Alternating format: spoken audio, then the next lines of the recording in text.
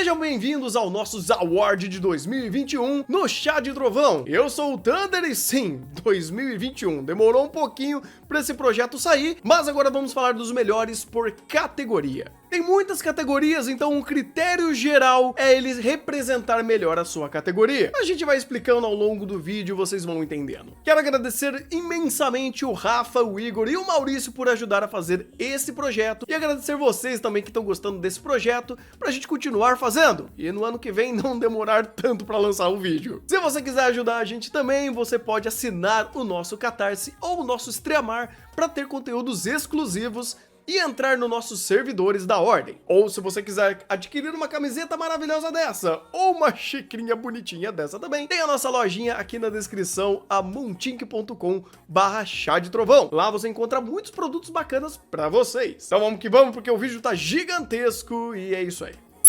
Começando com o melhor protagonista de 2021 com o Fushi de Fumetsu no Anatae. Ser um bom personagem em anime bom é fácil. O difícil é você ser um excelente personagem em um roteiro que está desmoronando. Separadamente, o Fushi tem um excelente trabalho de humanização, mesmo a proposta da obra sendo exatamente essa. A forma que ele consegue ir assimilando seu papel de aprendizado, aos poucos isso vai ficando em segundo plano, dando a origem ao personagem Fushi, sendo único em seus conflitos, em sua percepção de indivíduo, dividindo sua mente e corpo com outras pessoas que ele vai conhecendo ao longo da sua vida. O mais brilhante é que ele consegue fazer isso perfeitamente, sendo pego pelo fogo cruzado do seu roteiro, que simplesmente explode algumas vezes, principalmente no último arco do anime, que está perdidinho no pagode, mas o Fushi está lá para salvar o dia, sendo até um contraponto muito honesto à falta de tato em construção de mundo, em um conflito bem meia boca apresentado, provando assim que mesmo em um roteiro pegando fogo é possível criar ótimos personagens.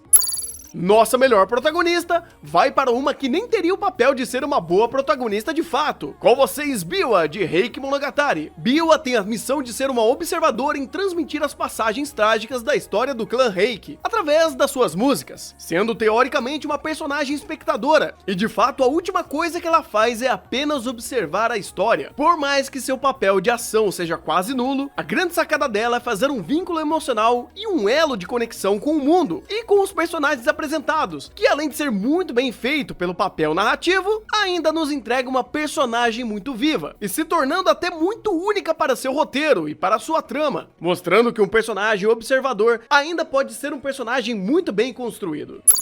Nosso pior protagonista masculino tem uma masculinidade frágil e tóxica. Claro que estou falando de um dos piores exemplos de seres humanos, como o Rodinhos, de Mushoku Tensei. Eu poderia abrir o leque de defeitos, e o quão inescrupuloso é esse recluso que o roteiro passa a mão na cabecinha dele e chama de coitadinho a todo momento. Isso seria fácil. O mais incrível disso tudo é como o roteiro faz um excelente trabalho de passar pano e relativizar toda a podridão da sua personalidade, fazendo ele parecer um grande herói não compreendido, mimado que tem seus sérios distúrbios mentais, que acha atraente figuras femininas infantis. Esse é um péssimo personagem em todos os sentidos, em construção psicológica, moral, utilização para o roteiro, perspectiva de mundo distorcida para criar uma desconexão gigante pelo mundo ao seu redor, chegando ao ápice da quebra de várias tentativas desesperadas do roteiro de tentar contar uma parte da lore do mundo, e ele simplesmente debocha indiretamente dela, importando apenas quando tiver algum impulso criminoso dele por menores de idade, ou para ele defender a masculinidade frágil.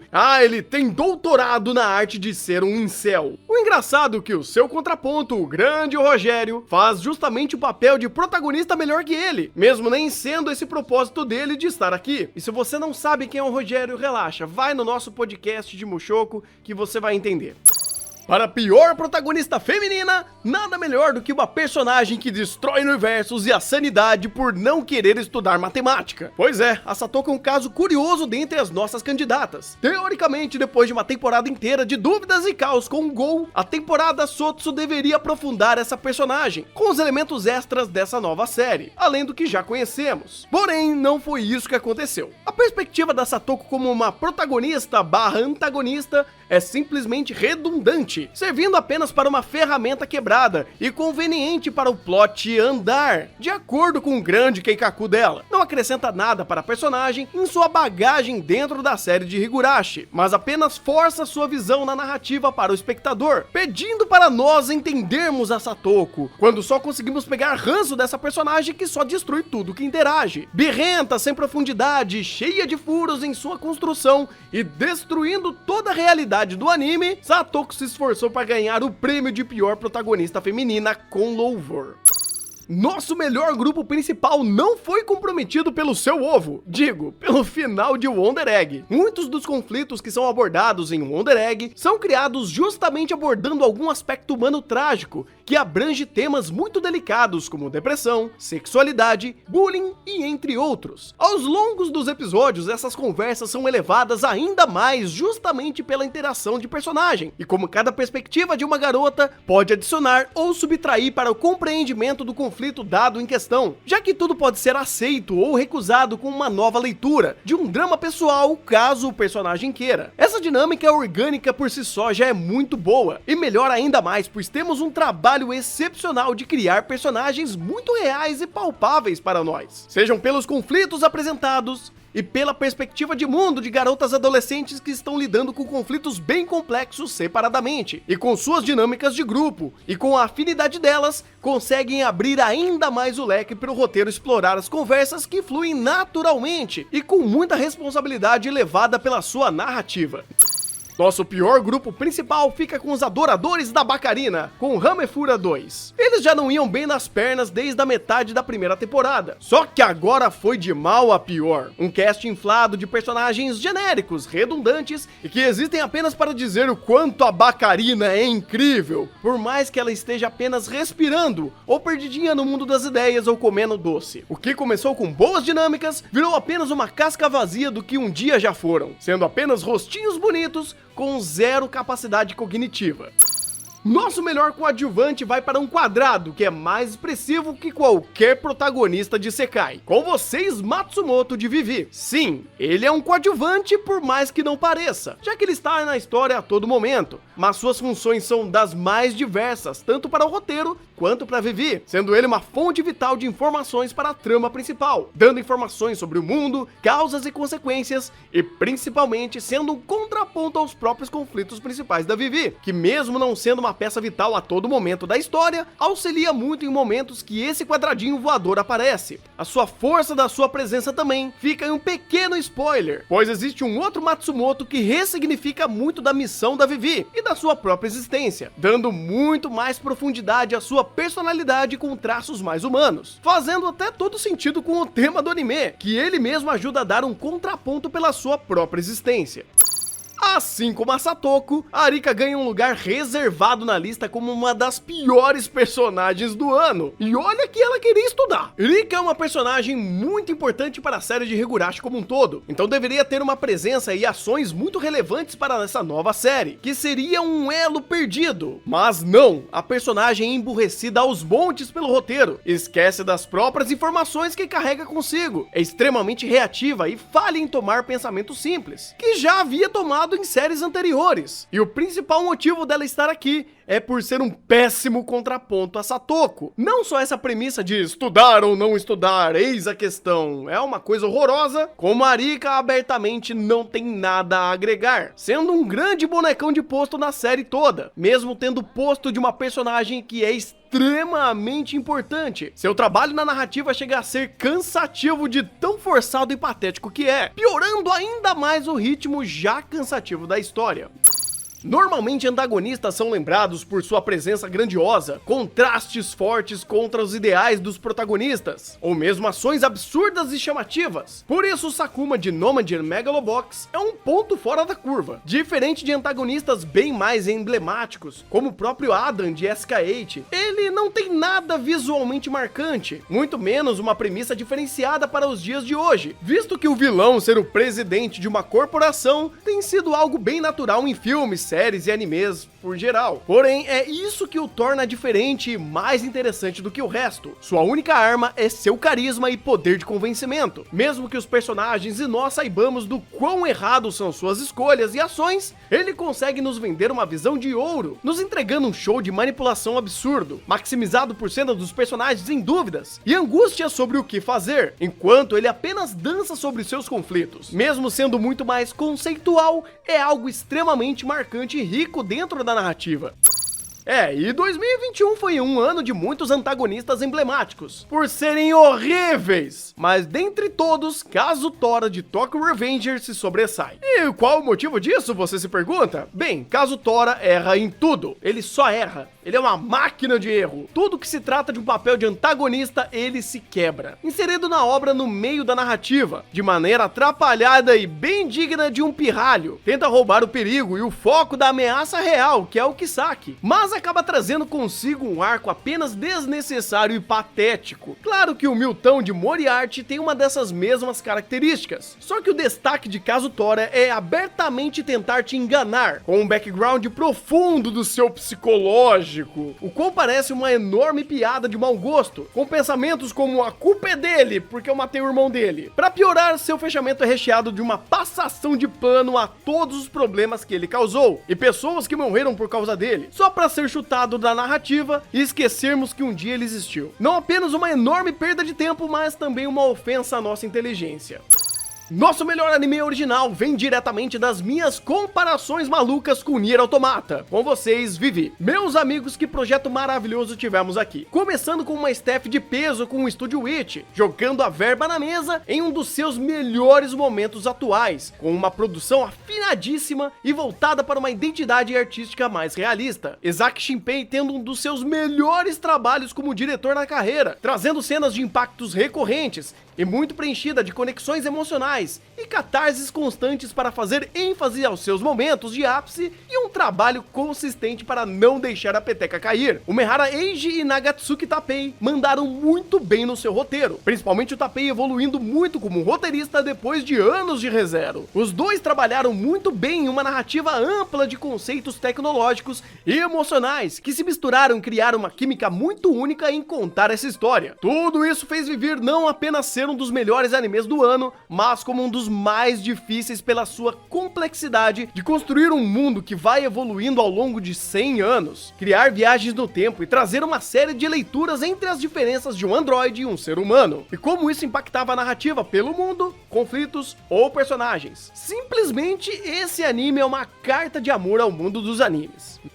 Nosso anime revelação de 2021 é o nosso maravilhoso ovo com Wonder Egg. Sua staff estava em uma incógnita com bons nomes, mas sem realmente entendermos o projeto, e a Cloverworks estava numa roleta russa danada até então, até finalmente começar os episódios, e eles começarem a explicar sobre o que se tratava esse anime, ao mostrar uma qualidade técnica absurda em sua produção e em seu roteiro, passando de forma responsável uma série de assuntos bem delicados como sexualidade, suicídio, depressão e entre outros. Wonder Egg mostrou que seu projeto era diferente e feito até com mais vontade do que eles conseguiam entregar. Eles miraram tão alto que a queda aconteceu infelizmente, após a staff ter diversos relatos de pessoas hospitalizadas por excesso de trabalho e o final ter sido adiado e claramente incompleto. Ainda assim, Wonder Egg se mostrou um anime fora da curva de temas, construções visuais e tendo uma narrativa muito profunda, conseguindo casar tantos momentos de ação e lutas frenéticas até momentos mais íntimos de tristeza e solidão. Em um ano com bons animes curtos, um projeto tão organizado e criativo merece destaque, e esse é Star Wars Visions. A franquia de Star Wars tem se desgastado muito com o passar dos anos. Sua última trilogia foi um desastre astronômico e suplicava por novos ares. Felizmente, Visions chegou para abrir a visão do que a franquia pode entregar, com 9 episódios, cada um com sua própria narrativa, estética e elementos singulares, Star Wars Vision sai da caixinha da família Skywalker e apresenta novos conceitos, dando até um gostinho para que alguns desses elementos ganhassem uma série própria. A antologia faz o sentimento de aventura espacial em seus poucos minutos, com uma experiência audiovisual incrível, com aquela pitadinha de narrativa japonesa para deixar mais singular ainda. Detalhe que tivemos uma staff para cada episódio, um estúdio para cada episódio, um diretor para cada episódio, tornando cada um desses episódios uma experiência única e a sua própria visão de Star Wars. Não apenas ganhando o mérito de ser o melhor anime curto do ano, mas dando uma aula de como uma franquia desgastada pode se renovar com novas premissas diferentes e criativas. Nosso pior anime curto fica pelas idols VTubers que dançam com berinjela. Com vocês, idols. A linha tênue entre o cringe e a sátira é difícil de achar, mas esse anime pegou essa linha e enfiou na berinjela, quando ele conseguiu simplesmente ser algo que eu nem sei se eu consigo chamar de anime. Existem outros animes que fazem coisas parecidas, como Virtual Sun ou Dimension High School, que são péssimos em criar motion cap para fazer atuações dos personagens em modelos 3D bugados e com uma história completamente meme, mas isso não foi o suficiente. Literalmente eles teriam mais valor se fosse um grupo de idol lançando vídeos no YouTube, fazendo memes diários. Teria mais valor do que isso daqui, sendo mais um projeto estranho e esquecível. Em nossa melhor direção tivemos uma disputa extremamente acirrada esse ano, e por pouco Reiki Monogatari se destaca e leva o caneco. O projeto de Reiki em especial precisava de uma excelente direção para funcionar, pela sua proposta difícil de criar uma progressão em sua história, que abrange uma dezena de personagens históricos importantes, dando humanidade às suas ações e reações, precisando usar de forma assertiva os cenários e transições para situar o espectador em mudanças temporais rápidas, sem contar que uma das maiores dificuldades aqui foi transpassar tons das tragédias vividas por personagens que às vezes mal tinham tempo de tela, pois a consequência da tragédia era o que importava para a narrativa. Tudo isso casado com uma arte que remete às pinturas clássicas japonesas, seja pelos seus personagens, coloração e cenário, ajudando ainda mais a direção a dar tons corretos aos seus momentos. Utilização de símbolos e inferências históricas também ajudaram muito a manter as suas conexões de mensagens e significados pela progressão da narrativa, sendo ótimo principalmente para representar mortes de alguns personagens, que apenas a narrativa conta por cima. Conectar tudo isso e dar sentido para essa história foi o papel vital da sua diretora, a Yamada Naoko, que anteriormente havia trabalhado na Kyoto Animation, e mostrou todo o potencial dela como diretora, entregando um trabalho profundo, profissional e com uma dificuldade bem acentuada. Nossa pior direção de 2021 também está bem acirrado, mas Higehiro ganha quase que com folga por um único aspecto. Tem uma frase péssima que o Igor usou em nosso podcast sobre esse anime, e eu vou dar uma suavizada pra vocês. Enquanto o protagonista está dizendo, não, eu não tenho tesão em adolescentes, o diretor está dizendo, sim, eu tenho muita tensão em adolescentes. A cena em questão mostra o protagonista olhando para sua nova inquilina vestida só de lingerie, tentando dizer que ele não quer isso, e o relacionamento deles não é carnal, enquanto a direção está enquadrando de todas as formas possíveis e imagináveis o corpo completamente avantajado da garota, destroçando completamente a mensagem que estava sendo passada naquele momento. Esse é um dos vários exemplos de como o diretor Kamikita Manabu leu completamente errado o viés da história, chegando ao ponto de contradizer os focos principais da narrativa, em dizer que relacionamento entre adultos e adolescentes é errado, sem contar que a Project Number 9 também não tinha quase recursos para fazer o anime, mas o trabalho de direção em específico foi bem problemático. E obviamente, em alguns momentos chaves e tensos para a obra, ele só morria com a direção de cena, fazendo literalmente um personagem com uma cara de batata por meio minuto olhando pro nada, pensando na morte da bezerra. Nosso melhor roteiro fica com Vivi. Assim como já elogiamos antes, Eiji e Tapei fizeram um trabalho maravilhoso de roteiro, por se proporem a fazer algo complexo, porém elaborado. Eles queriam criar uma grande conversa sobre escolhas e conexões sentimentais a partir de uma perspectiva de uma inteligência artificial, criada com o propósito de ser uma cantora e trazer felicidade com suas canções. Em contraponto a isso, ela foi designada para a função de salvar a humanidade em missões megalomaníacas que exigia que a Vivi destruísse, executasse, lutasse e assim vai. Claro que essas escolhas macros precisam de uma boa base narrativa para ganhar significados. Para isso, uma grande base de construção de mundo era necessário, para dar sentido ao fator dessa luta contra organizações, pessoas ou tomar decisões difíceis que iriam contra a visão de mundo, criando uma dualidade em seu papel e eventualmente uma dupla personalidade em Vivi, que ela chamou de diva. A grande dificuldade aqui não foi a relação de construção de sentimentos e laços interpessoais, já que os diálogos sempre foram muito bem construídos e os personagens muito orgânicos ou robóticos propositalmente pelo papel apresentado, e sim um contexto tecnológico para embasar uma missão que duraria aproximadamente 100 anos, fazendo uma passagem de tempo que só poderia ser vista por androides, acompanhando os resultados da sua missão de desmantelar o controle das máquinas sobre a sociedade. No final do dia, por mais que não tenham sido completamente respaldado todos os pontos criados pela sua história, seu saldo sai super positivo em vista a quantidade de conversas que tivemos aqui, desde conceitos sociais, filosóficos e principalmente sobre robótica e inteligência artificial. Não só sendo um dos piores animes do ano, mas Higurashi também consegue ter o pior roteiro desse ano. Já falamos muito dos problemas do roteiro da série no vídeo dos piores do animes do ano, mas recapitulando, 13 dos 15 episódios são um recap cachorro da desnecessária perspectiva da Satoko, ou do assassino do arco. A série promete trabalhar pontos pouco abordados do original, mas apenas os aborda de maneira ofensiva e broxante. Destrói a construção narrativa de absolutamente todos os personagens que toca, além de dar voltas e voltas maçantes para os conflitos vergonhosos da Satoko e da Rika. E seu propósito de conectar os universos de When They Cry nunca é atingido, ofendendo os fãs da própria história que originou. Foi o pior roteiro não apenas desse ano, mas brigando seriamente com um dos anteriores. Se eu ganhasse 1 centavo para cada anime que não tem roteirista esse ano, eu teria apenas 1 centavo. Mas o estranho é eu ter esse 1 centavo, porque Neverland tentou dar uma de Sword Art Online e não contratar roteirista. Quer dizer, aqui a história é um pouco diferente. Para ajustar os problemas que o mangá tinha após o final da primeira temporada, o roteirista e até o próprio autor decidiram botar as mãos na massa. E o resultado, conveniências, situações mal explicadas, flashbacks corridos, efeito Marta e até um enorme arco no mangá se resumindo a um PowerPoint em 1 minuto. Foi um trabalho de roteiro tão porco e vergonhoso que seus episódios finais não tem alguém creditado para roteiro. Sim, mesmo o autor da série se recusou a ter o seu nome escrito ali nos créditos falando que ele fez a 2ª temporada de Neverland, pra você ver o nível do bagulho.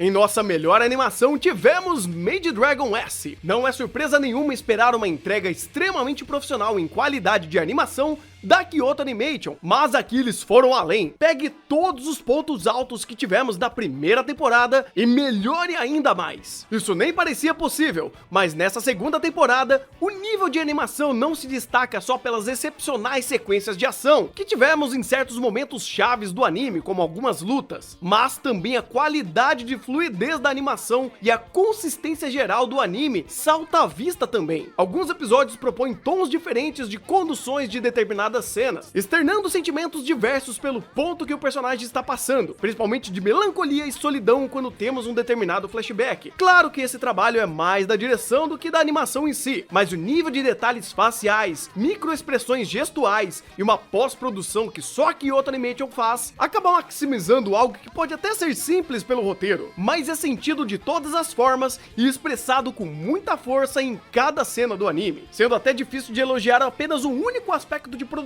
pois character design, coloração, fotografia e tudo que compete à produção está extremamente de alto nível. Nossa pior animação de 2021 é fácil escolher quando temos o novo conceito de animes em CG, com X-Arms. É difícil colocar em palavras o quão maravilhosamente terrível é essa animação. Eles tiveram domínio máximo da arte de criar um anime em 3D com uma qualidade completamente questionável, onde qualquer conceito básico da animação se perde. Com personagens duros e desincronizados, expressões faciais que caem do vale da estranheza, efeitos de explosões e partículas tiradas de qualquer template da internet, texturas estouradas, cenários funcionários mortos e com uma lista infinita de pontos negativos de sua produção em geral, chegando ao ápice de um dos seus episódios ter uma empresa de manual trabalhando em sua produção. Quando eles tentam utilizar o 2D, a coisa piora ainda mais, já que todos os conceitos básicos de desenho se perdem também, criando uma visão do inferno quando um personagem 3D interage com um personagem 2D. X-Arms é tão bom em ser ruim que até eu tenho um certo carinho por ele tem o seu certo carisma, criando até um próprio legado de outros animes que estão saindo de uma linha bem parecida, como Tesla Note, Cestus, Husked Armor e por aí vai. Para a melhor direção de áudio, temos Vivi aparecendo de novo por aqui. Sua produção já foi muito elogiada antes por nós pelos mais diversos pontos positivos, e sua direção de áudio também se destaca, usando uma quantidade enorme de efeitos sonoros para a ambientação, dando som a cada interação com objetos, sons ambientes, dando imersão pelo áudio. O ponto mais alto aqui foi a capacidade de inserir sons para criar uma dinâmica incrível com a sua produção, ajudando ela a criar momentos que lembramos que Vivi se trata de uma ficção científica e uma história sobre androides, quando o próprio corpo da Vivi tem interações fazendo sons não orgânicos, destacando ainda mais essa característica em meio a momentos de ação, onde suas articulações e musculatura rangem como uma máquina, ficando mais impactante ainda em combates, com claros sons de metal a cada contato, elevando a equalização e maximizando o impacto literal da cena. Um exemplo menos agressivo seria lembrar, por exemplo, as mãos de metal de Violet de Violet Evergarden, pois assim como a Kyoto Animation, os profissionais do departamento de áudio da Witch mandam muito bem também. A pior direção de áudio vai para um anime inusitado que está aqui não por ser ruim, mas por ter trabalhado muito errado, com você, Static Op. Parece anti-intuitivo termos um trabalho tão ruim vindo de um projeto junto com o Mapa e Madhouse. E bem, Static Op é a realização disso. Independente de outros milhares de problemas que fazem os animes falharem, um deles é a direção de som, que é muito contraprodutiva, em não ser ruim por usar efeitos sonoros de baixa qualidade, mas por equalização, inserir efeitos mais estranhos em momentos inoportunos, criando até uma contradição na sua própria produção, já que seu primeiro episódio acerta muito bem em imergir as cenas em um aspecto sonoro, mas isso se perde gradativamente, com menos efeitos de som ambiente, efeitos de magia e poderes abstratos demais e muito mal equalizados, se tornando desconfortável ao longo do anime. Algo próximo que aconteceu com Fate Apócrifa. Não entramos muito nesse mérito, mas a própria trilha sonora não se ajuda, desconectando o equilíbrio das cenas entre efeitos sonoros e trilha sonora. De novo, ele é só o pior por ter potencial em acertar e ter qualidade de efeitos sonoros à disposição dele, só que ele encaixou tudo mal, equalizou tudo mal, não deu um bom uso do potencial profissionalismo que eles teriam em mãos. A melhor cena de 2021 vai para algo inusitado, mas brilhante, com a cena do primeiro episódio de Komi-san. A cena do quadro negro com a Komi e o Tadano se comunicando pela primeira vez é estupidamente brilhante. Eles conseguiram transmitir toda uma atmosfera da primeira conversa silenciosa, crescente e engajante dos dois, utilizando muito bem todo o jogo de câmera, para dar tons e sentidos de cena a cena, com enquadramentos super criativos, especialmente um que vem de dentro para fora da lousa, e mostrando a Komi escrevendo, dando uma maior noção de insegurança e mostrando a alegria sutil de estar conversando pela primeira vez com um novo amigo. A própria cena vai dando esse tom correto, quando aos poucos o quadro vai sendo cada vez mais preenchido, e as cenas focadas e esses planos abertos mostram o quanto eles conversaram, e a passagem de tempo é sentida por isso. Outros aspectos de produção, como animação, expressões e fotografia, estavam super bem feitos também, para transpassar melhor ainda tudo que foi pensado pela direção nesses momentos. Mesmo narrativamente, essa primeira cena é ótima, já que ela ajuda a dar todo o pontapé inicial da obra e nos contextualiza sobre esses dois personagens de forma muito criativa. Nossa melhor luta vai para um anime que tem porrada melhor do que qualquer Battle Shonen, mesmo não sendo um. Com vocês, Maid Dragon S. Não é surpresa que a produção de Maid Dragon seja estupidamente bem feita, em todos os aspectos. E quando eles propõem fazer cenas de luta, o anime se metamorfa completamente. Isso acontece pois a grande sacada é justamente fazer a brutalidade e a destruição massiva dos dragões se tornarem aparente. Tanto que no começo da primeira temporada, temos uma luta de brincadeirinha bem elaborada. Dessa vez, a luta de destaque é da Elma com a Toru, com uma construção de escala enorme, quando em poucos segundos de cena, temos trocas de cenário entre oceano, lava e montanhas, justamente pela destruição do cenário, ou pela amplitude de poder por ataques que arremessam por alguns quilômetros de distância. Outros aspectos de produção estavam fantásticos também, como efeitos de fogo, energia, partículas, todos os poderes combinados com uma montagem de storyboard que dava um pouco de tempo para tudo. Desde poderes, destruição de cenário, coreografia de combate, tudo estava impecável. A luta também faz um grande sentido para sua narrativa, já que é a única forma das duas acertarem as contas, por muitos ruídos entre a amizade delas, sendo um desabafo através dos punhos. Desabafo esse que em Made Dragon faz todo sentido. Nossa pior cena de 2021 é emblemática, pois temos uma trocação de soco entre roteiro e direção em Higehiro. Já explicamos um pouco dessa cena anteriormente, e vamos detalhar ela um pouquinho agora. Temos muitos momentos problemáticos aqui justamente pelas ideias completamente antagônicas entre roteiro e direção, e o ápice disso é quando a Sayu está apenas de lingerie se oferecendo para o Yoshida e uma frase emblemática proclamada pelo Igor. E o pior, o texto tá falando, eu não tenho tesão em crianças.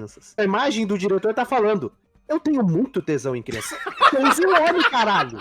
Acho que isso já explica o suficiente, mas de qualquer forma, acho incrível como tiveram a capacidade de contradizer a própria proposta da obra em tentar dizer que sim, é errado ter tesão por garotinhas. Ele é um adulto responsável, mas enfim, o diretor parece que não sabia disso. E aí você se pergunta, quem que tá certo nessa história? O diretor ou o roteirista?